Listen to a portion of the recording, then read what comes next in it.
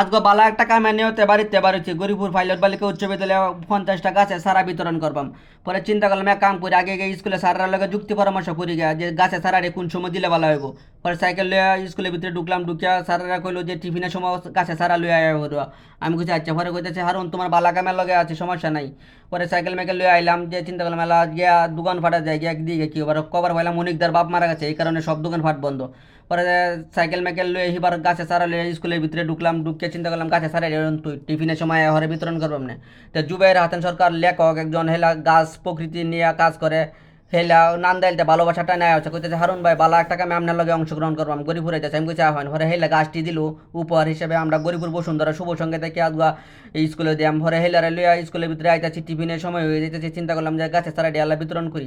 পরে গাছের সারা টারা লইলাম এন, জুবাইর হাসান সরকার ভাই কথাবার্তা কইলো, সারারা গপ্প টপ্প করলো। পরে গাছের সারা টারা বিতরণ করলাম, শিক্ষার্থীরা গাছে সারা ভাই বিরাট আনন্দ হইতেছে।